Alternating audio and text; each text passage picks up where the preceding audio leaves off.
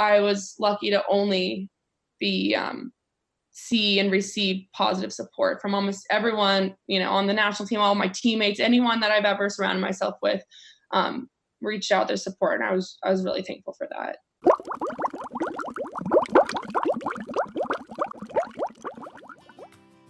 Welcome to Champions Mojo Weekly Podcast, where your hosts Kelly Pallas and Maria Parker share with you what it takes to be a champion. Kelly is a former Division I head swim coach, Olympic trials qualifier, and holds Masters World and National swimming records. And Maria holds world records in endurance cycling and was the overall women's winner of the world's toughest bike race across America. They'll be sharing their personal stories and wisdom, along with interviewing other champions to give you the tools you need for becoming a true champion in your own life. And now, your host, Kelly Pallas. Hello, friends. Welcome to the Champions Mojo podcast, where I am co-hosting with Maria Parker. We have a phenomenal show for you today. We'll be talking about staying strong in the face of adversity, and we have a great interview with someone who has done that so well recently, and that is none other than Madisyn Cox. Madisyn's swimming resume is very impressive. So, Maria, hello, friend. Hello, Kelly. I'm really excited to talk with Madisyn today.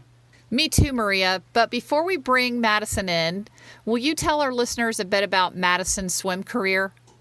Sure, Kelly. Madisyn Cox is one of our top U.S. swimmers. After a stellar NCAA career at the University of Texas, where she was a multiple-time All-American and school record holder, she went on to win a gold medal in the 2017 World Championships as part of the U.S. 4x200 free relay, and earned an individual bronze medal in the 200 IM. Madisyn finished just 2 spots out of making the 2016 Olympic team in the 200 and 400 IM. And Madisyn just keeps getting better. She was recently ranked number 1 in the world and is currently ranked number 1 in the U.S. in the 200 IM. She's also currently on a fantastic run at the TYR Pro Swim Series, winning the 200 IM at the last 2 stops. Needless to say, there's definitely some momentum building with her swimming performance. Yes. Without further delay, let's talk to Madisyn about this momentum. So, Madisyn, welcome to Champions Mojo. Thank you for being here. Hi, Kelly. Hi, Maria. Thank you for having me. I'm really excited to be with you guys today. Wonderful. So, Madisyn, we've named today's show Steadfast Strength because we think that you have recently gone through, conquered, and are now performing at the next level that requires just unbelievable strength. But before I ask you the first question, I want to give our listeners who may be unfamiliar with your story a quick background. Is that okay with you? Oh, yeah, absolutely. And if I miss something or you need to correct anything, just feel free to jump in. So in February 2018, you failed a drug test for what we know now was a minuscule amount of a banned substance that was hidden in a daily vitamin that you had reported taking for 7 years.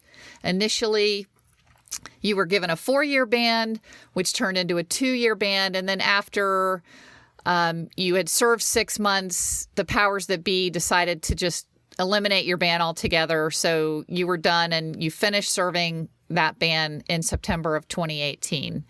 However, because of this ban, which went from March 2018 to September of 2018, you were forced to miss several major swimming events. You had to return fees that were paid by the U.S. Olympic Committee and U.S. Swimming. You had to return grants and prizes.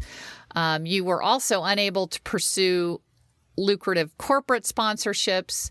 And additionally, to make that lost income worse, you and your family incurred considerable expense in hiring several medical and legal experts to seek the source of this banned substance, which had to be done to prove your innocence. Does that about sum it up?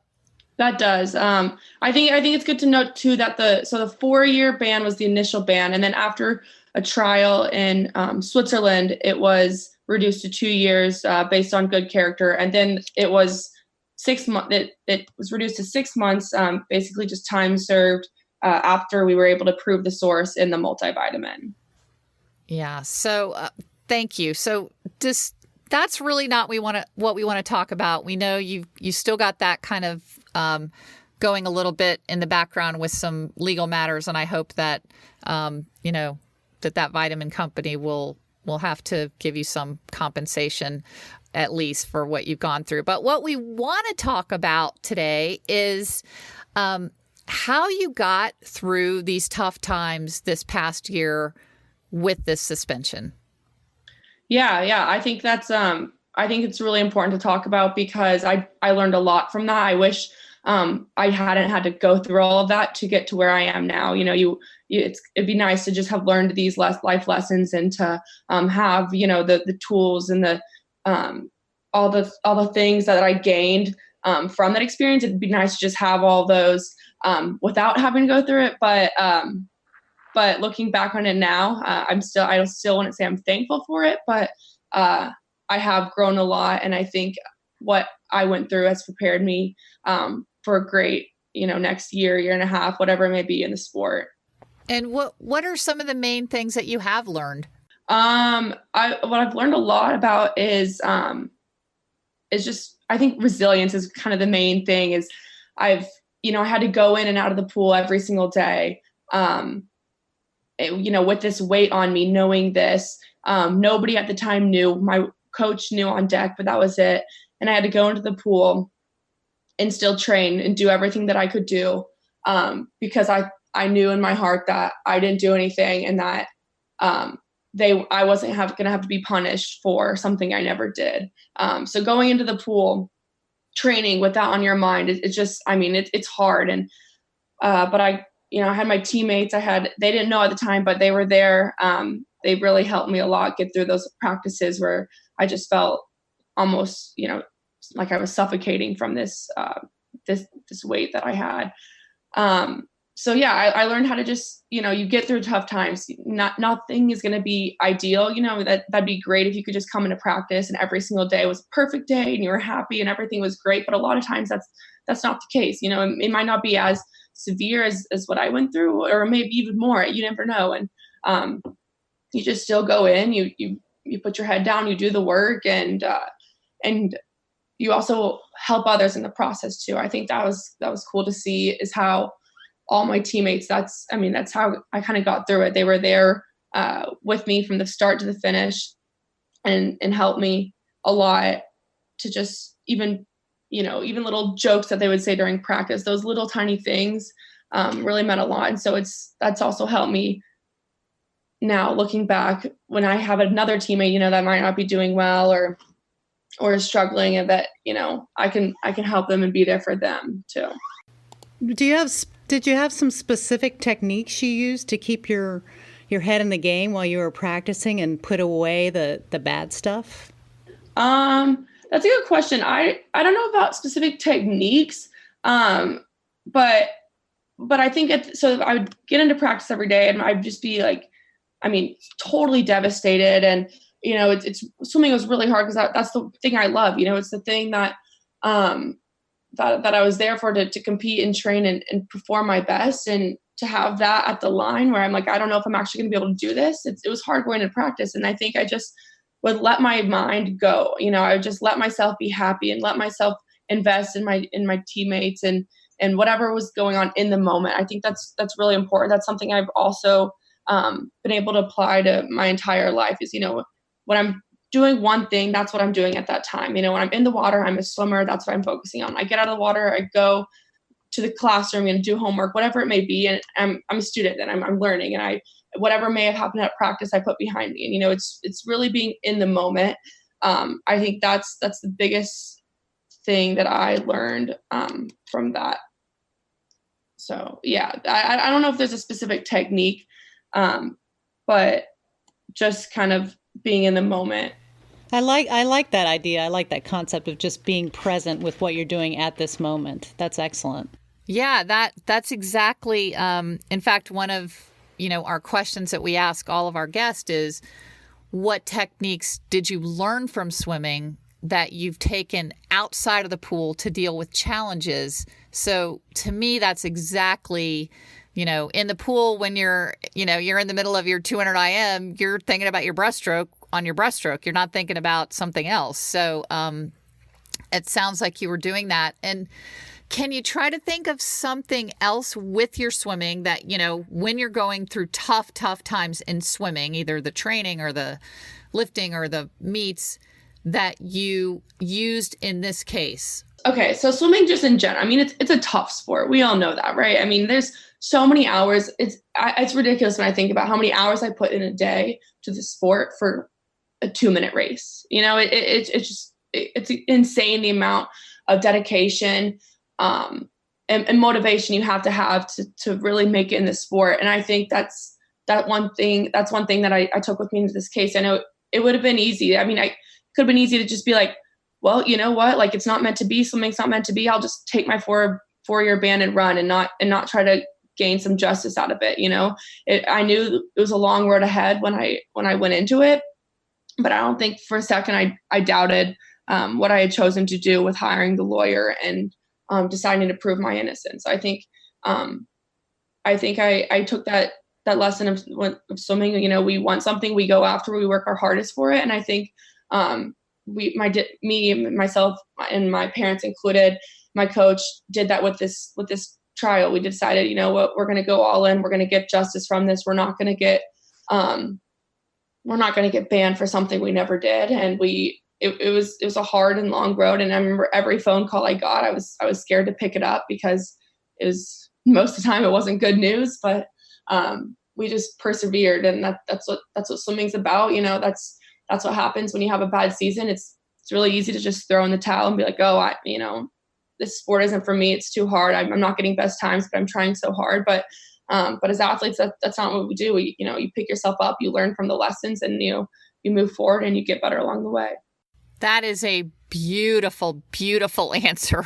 And right off the cuff, man, you nailed that. That is exactly what I was looking for. So I think that's so great, Madisyn. So obviously you've dealt with this big challenge that we all know about, but is there another major challenge that you've overcome in your life to get where you are to be so successful? Yeah, I think that's a good question. And when I first hear that question, I think, oh no, like this is the big one. But I think all challenges are relative. People may be going through challenges more severe than this or less severe, whatever it may be. Every challenge is a challenge to each person. And so looking back, I mean, the one challenge for me, I guess, was, I came from a small town, and not small town, but a relatively small town up in West Texas where, football is the main sport, basketball is the main sport. Swimming is not the main sport. It's hard to choose swimming and really decide that that's the direction I wanted to go. I was thankful to have a good coach there, but it was a challenge, being recruited to a D1 university, going to the University of Texas, from being from West Texas. That was a bit of a challenge. But you have your support system behind you, and you have your goals in your mind, and with that combination, it's really hard to be stopped. Yes, absolutely. How did you develop that determination? Was that from swimming, or do you think your parents raised you that way? I think I just kind of had a lucky combination of a few things. My parents always, they taught me to be driven. I remember, every basketball, I really liked basketball growing up, and we would get tickets to basketball game every year because my dad wanted to show us, this is what being an athlete in college is like. He really wanted to instill that in us, and, achieving more, always looking ahead of you for the next step, for what do you want to do next? What's your next goal, instead of just being complacent of where you are? Even with my sisters now who they're just in the working world, he's like, okay, what else do you want to do? How do you want to get better from here? So I think my dad was a big part of that. My mom as well. I remember her dropping me off at practice every day saying, win practice. And so, my parents definitely instilled that drive and motivation in me. And then also my coach from home, like I said, grew up in West Texas, and my coach, Trey Hayes there. He really, I remember he was, I have this weird thing where I do not wear the color red. That's not I hate that color. It's It's not what I choose to wear. And the reason for that is because it's second place. And that came from my coach from home. He, we always wore blue and gold. Blue and gold were our colors. Because it's first place, and you don't wear red because you don't want to get second place, and you just always have your mind on getting gold. And so I think that's where that little quirk came from. But it kind of instilled something in me because I genuinely just don't like the color now. But yeah, so I had a lucky little combination of my coach from home and my parents that really helped me develop this drive and motivation that I've been able to carry with me. I love the concept of win practice. I'm going to remember that. Win practice, because that's what it's about. I love it. That is really great. And is the red thing why you didn't go to Stanford? No, I actually really like Stanford, and I told myself, I'm like, they're cardinal. They're not. It's not red. It's cardinal. It's it's off shade. It's not exactly the second place red. But no, I really did. I really loved Stanford, and yeah, I don't know why I didn't look at Cal or Michigan or something. Those are my favorite colors. The blue and golds. Yeah, that's funny. They're perfect. But no, I love Stanford despite their red tone color. Yeah, that's great. I love both of those concepts of the win practice and don't wear red because it means second. That's great. So tell us about your goal setting. Are you a goal setter? Oh, absolutely. I am. Yeah. What do you do for that? Yeah. So we actually on the team every year growing up, either with my high school coach when I was in high school or college coach, we have a goal meeting where you sit down and you talk about your goals for the year and what you want to accomplish. And I'm pretty diligent about working on those goals. I think I like to set realistic ones that are that I know are within my realm, but also never setting the bar too low. It's if you set the bar too low, you get complacent, and it's hard to really motivate yourself to get better.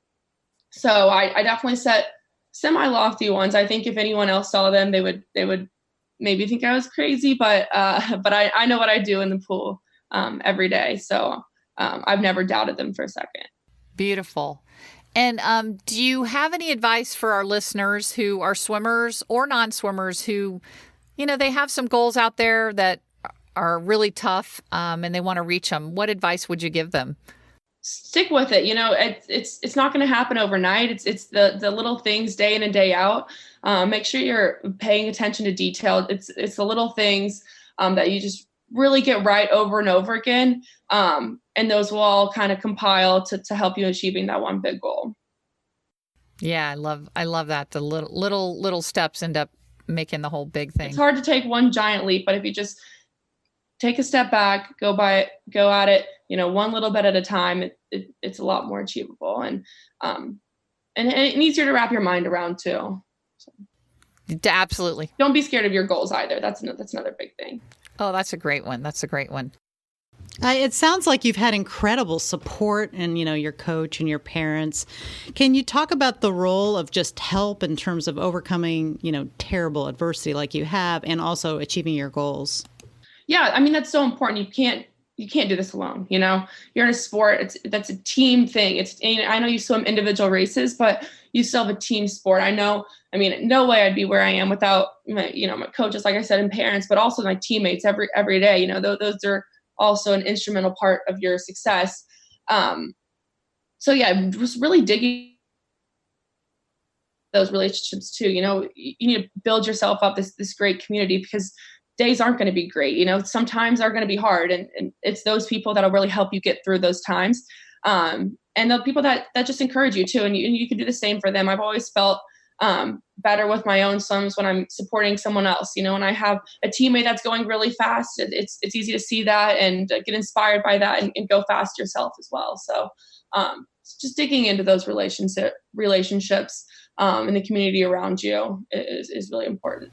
Did you have to ask for help? Let's talk about during when the band first came. Did you seek out help, or did the people that you love just support you and give you what you needed? Yeah. So it was hard because had to be really, really, really kept in a small circle. I didn't want any of this getting out at the time, especially because I never thought I'd actually get a ban, and I was hoping it would never even have to come out.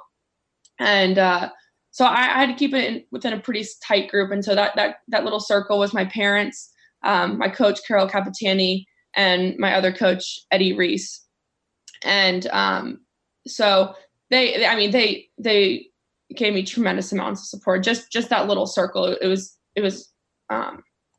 mind blowing how much support I was able to receive just from that small circle.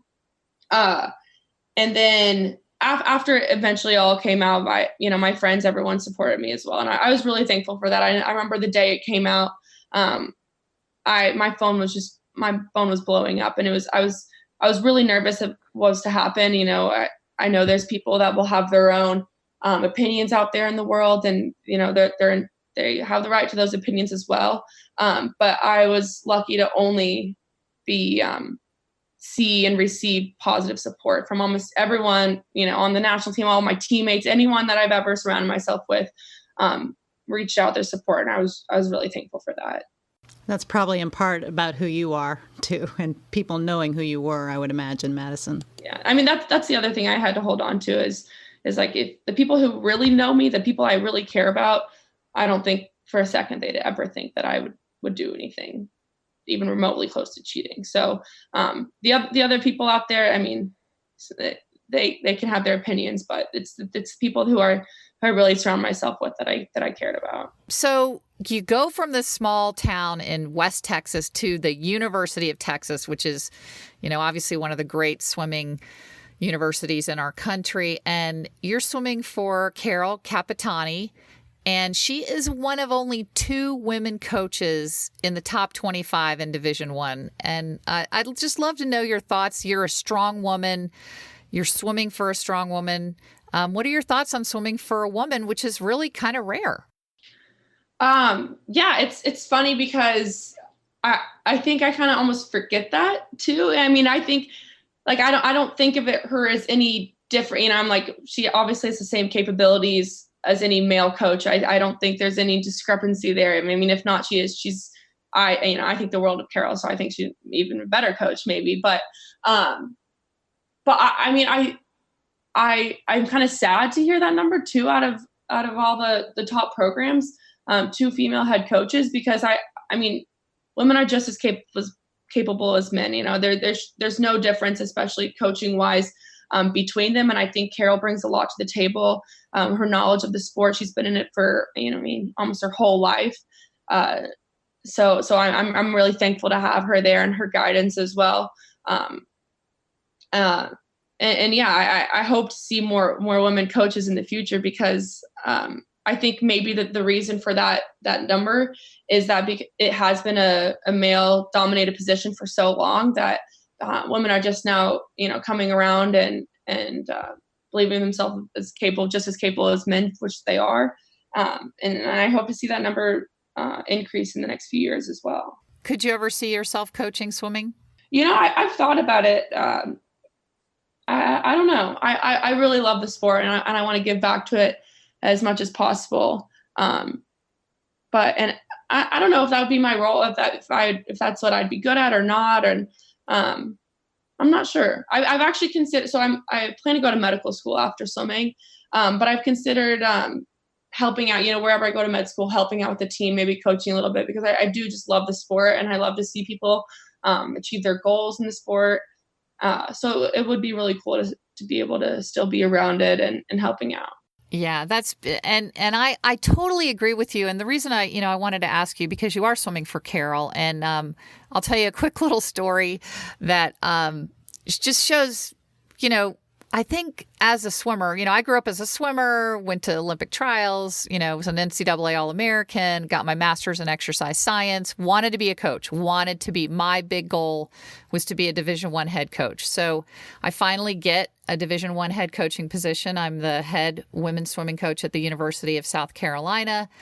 The athletic director walks me out to meet my new team. Of course, none of those women I recruited. So there's about 20 women sitting there, and it was in the early Yeah, it was early August. So they were all coming out, returnees, and the coach had left in the middle of the summer. So they were sitting there all with their arms crossed and looking kind of grumpy. And one of the captains from last year raised her hand and said, "We don't want to swim for a woman."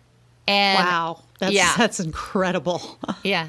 I'm completely shocked by that. Yeah, and the reason it didn't shock me is because and that was 1990. So, it's a long time ago, thank goodness. But the reason it didn't shock me is because I'm not sure when I was swimming that I would have thought about swimming for a woman either. So it's not this isn't a big women's lib thing. It's just, I think, so I asked, so I went through the crowd of my girls and I said, so, Susan, what are you studying here? I'm pre-med. What are you going to be? I'm going to be a doctor. Okay.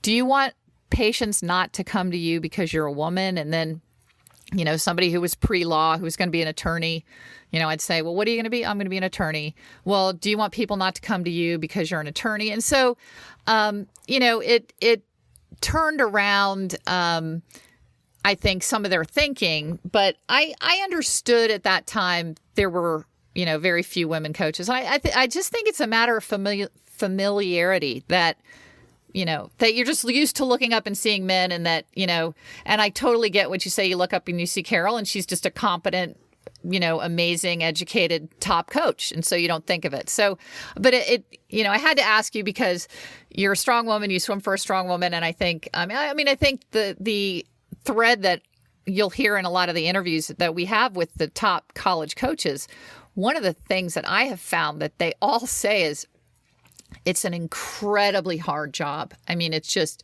you're managing so much, and that being a Division I head coach is a hard job. So it's just a hard job. And I think, if you want to go do it, you got to be strong no matter, whether you're male or female. But anyway, I wanted to tell you that story, and glad that I'm glad you told me that, because when I was looking at colleges, male, female coach, that didn't even cross my mind. I was not part of even the decision I made at all. However, having made the decision to swim for Carol and such a strong female role model, I think that's part of why I'm such a strong woman as well, is because of Carol. So I'm beyond thankful to have chosen her and swim for her program and been able to look up to her for the past 6 years now. I love it. I love it. Nice. That's really nice. Madisyn, second to last question is, what's in your future? What are you kind of excited about, or what are you looking for down the road here? So my, more immediate future in the next year or so, it's swimming. It's this is a big year coming up with 2020, and that's what that's what I'm investing in and really training for every day, and putting all my energy into that. Not all my energy, because I do I have other things outside of swimming. And with that, I'm also applying to medical school right now. So that would be applications right now are for fall of 2020 admissions in a medical school. So my plan would be to compete 2020 and then go directly into medical school and start that journey. So, and like I said, I mentioned earlier that I would really like to, wherever I go, if I could be, a volunteer assistant, a grad assistant, whatever it could be, just to help out the swim program there. That would be my ideal future. It's impressive to me that you went through a pre-med program and swam so well. And now you're, obviously you've had to take the MCAT, and you're still managing that incredibly tough workouts and preparation that you have to do for the swimming pool. I just don't know how you did that.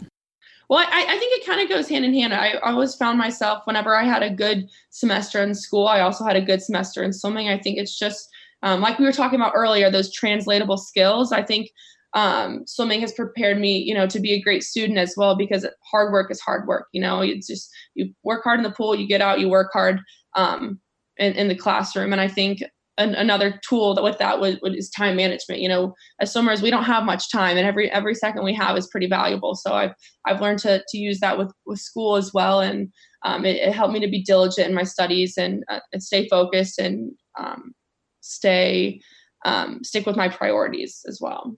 Yeah, that's great stuff. Great stuff. So last question, Madisyn, is there anything that we've missed that you want our listeners to know about you or anything? I think we've kind of covered it.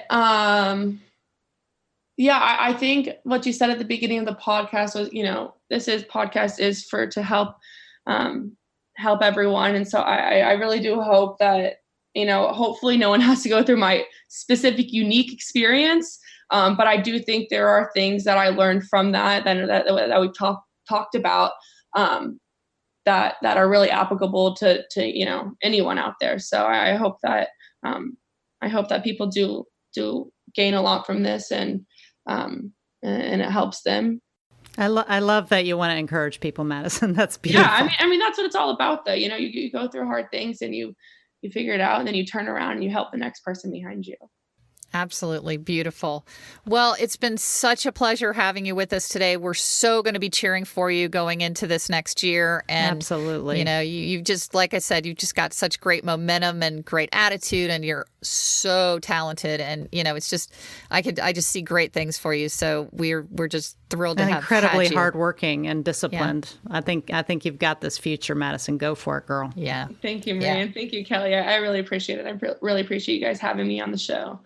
It's been fun. So, Maria, wow, what an amazing young woman Madisyn Cox is. What are your thoughts? Absolutely. She blew me away. So mature, so thoughtful, an incredible person. Yes. So what are your takeaways from all this great stuff Madisyn discussed with us? Well, Madisyn really is a champion, and she has worked out how to be a champion. Lots of it stuck with me, but one of the things that I love that she said is that she goes to every practice and she tries to win the practice. And I love that, because what she's doing is showing up, like our other guests have said, and bringing her best to every practice. So she's going in there to each practice as if this was something that she can win. And I find that so inspiring in terms of my own personal athletic workouts. So many times I just go through the motions. And, if you want to be a champion, you can't just go through the motions. You got to show up and give it your best. Of course, you have to have energy and time to do that. But I love the concept of win the practice. And we can win putting dinner on the table. Right. We can win, this work day. Like, I can go to work and say, all right, I'm going to win this day. What does that mean? What is that going to look like for me? So I love that concept. Yeah. What about you, Kelly? You think that's like, kind of, she also talked about staying in the moment. Do you think that's where it kind of can apply to everyday life? I think that's part of it. Giving your best in that moment. But also, I think to win the practice requires having a goal for the practice, right? So you go, you're in the moment, and in each moment you're trying to do the best that you can do. But also, you go to work, or let's just make a really mundane example, fixing dinner. Like, okay, so here's what I'm going to fix, and I'm going to enjoy it. That's the in the moment process. But also, this is the plan, and I want to do it. I don't want to just slop it down. I want to do it excellently. I want to do it carefully. So, I think you can win at anything you do by having that attitude that I can bring my best to this moment. I love it. Yeah. So that's great. So the winning the practice could be just winning anything that you're doing, and really focusing on that moment. So that's a great takeaway. Yeah.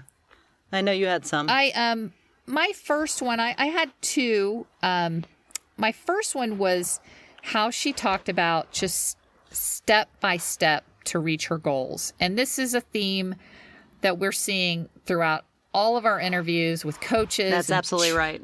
Coaches and champions, that you just take it one step at a time. And it's just so mature of her. And I'm sure that applies to everything she's doing as, we talked about with her, she is pre-med, and she's got goals she wants to reach academically. She's got goals she wants to reach swimming wise. And now, she's a pro swimmer, so she's going to have schedules and travel and lots of things. So I love just, that was one of the things that champions do, is take things step by step, not look too far down the road. How about another one for you? Yeah, I like that. I mean, she is accomplishing and has accomplished enormous things. And I think to normal people like me, that can seem like, how do you do that? And she told us how she did it. She did, you don't do the whole thing. And, we've talked about this so many times. You don't do something big all at once. You do it, you do it in tiny bits. And I guess that is part of her kind of also winning the practice. If she's winning the practice, that's a step, right? Yes. I love it, love it, love it. How about for you? What's another one? Obviously, with being pre-med and also being a champion swimmer, she has to. I just don't even know how she does it. I'm married to a physician. I was there when he was pre-med, and it took all of his energy. I can't imagine swimming and taking those really tough classes, and so I was so impressed with that. And she talked about time management. What has she learned from swimming? And part of it is time management. So, what does that mean? Everybody talks about time management. She has to know, what she's doing every day. She can't just, wake up and think, oh, what am I going to do today? Right. So if she's swimming, 2-a-day practices, and she's also going to class, and she's also got exams, she has to know what she's doing with her time. And I love that about her, that she's figured that out at such a young age, that she can achieve these big goals by managing her time properly. Yes. So, yeah. Were you impressed with that? Yes, I love time management. And time management is it's not sexy. It's kind of an old school thing, but it is absolutely a character trait of champions. And if it's, that's right. It's people, again, it's just not that exciting to talk about time management, but it absolutely is. And especially with the way that all of our time is divided now with, you can lose an hour just chasing a Facebook friend. And that's so true. So yeah, there are so many distractions. So time management is partly saying no to distractions, because you have, from 1 to 2 you're doing this, and from 2 to 3 you're doing that, and so on. And so I think it's, as you say, I love that you said it was old school and boring, because it is. I think sometimes people will roll their eyes back into their head when you talk about time management, but I would have to agree that no champion can get there without managing their time. Yeah, and I love it that it came from a fresh, young face, up-and-comer in all areas of her life, that she said right. Time management, and not us older ladies, So I love it. That was great, Madisyn. Yeah, it's almost parental. Yes. You should manage your time better.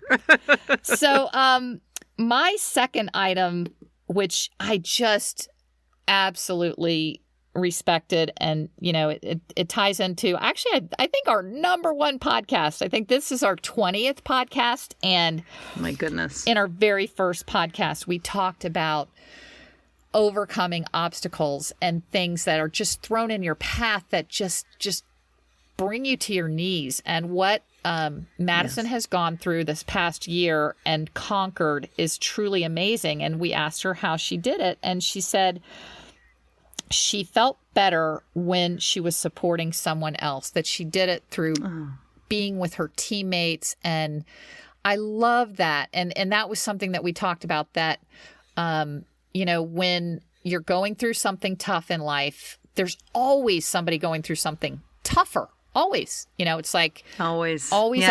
So, again, another very mature, very wise statement by her. But I just that's really beautiful and unselfish. And she's right. I can remember my parents saying that to me. Like, if you're suffering, help someone. Yes. If something bad is happening to you, help someone.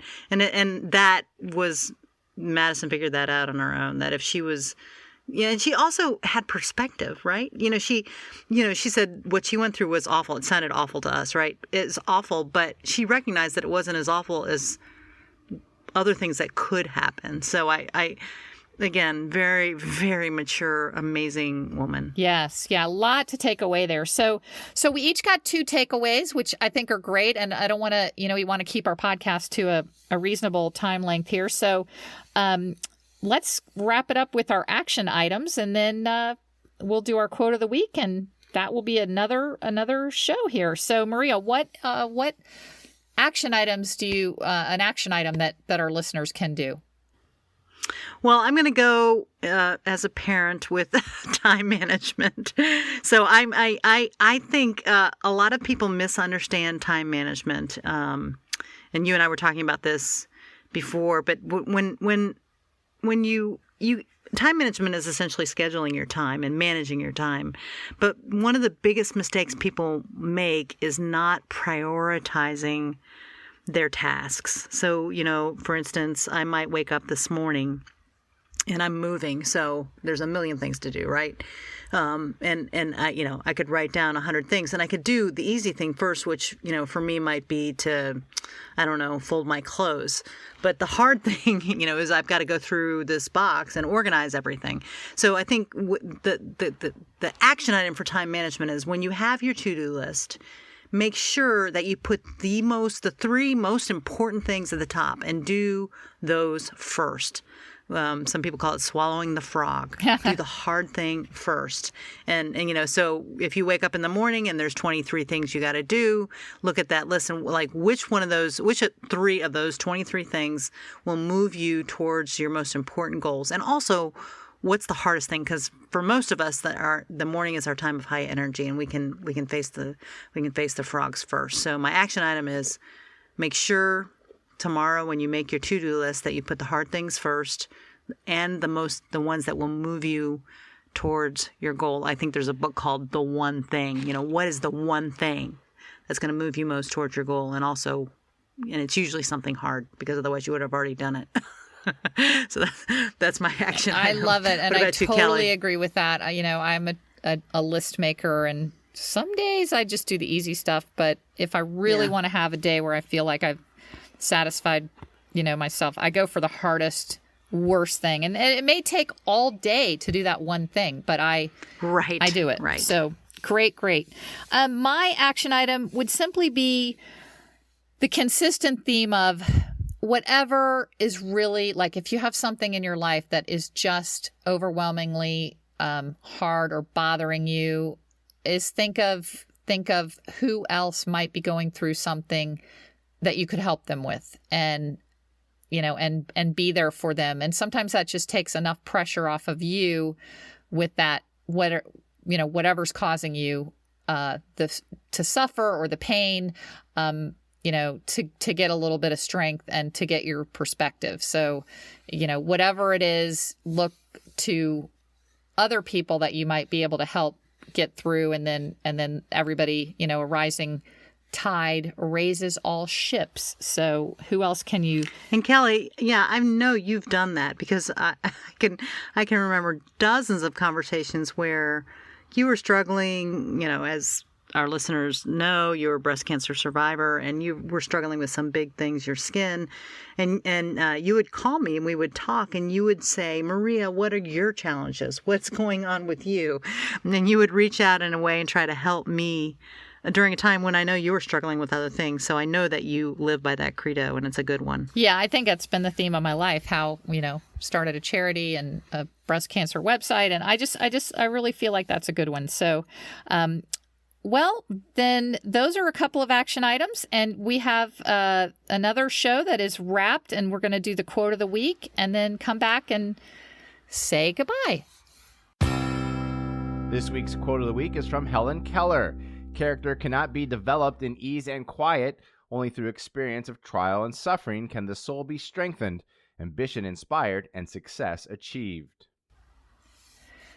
So, Maria, thank you so much for doing this. Well, I know you're moving and it's a tough week, but, somebody like Madisyn's such an inspiration, isn't she? She is. It's the time that we spent with Madisyn was well worth it in terms of inspiring me to go out there and do better. So, it's been terrific. All right. Well, all right, listeners, hope to see you next week. Thanks. Yeah, looking forward to, we'd love your comments. Please like and share our Facebook page, and also subscribe on YouTube. We are so grateful that you spent this time with us today, and we hope that you heard something that inspired, motivated, and educated you.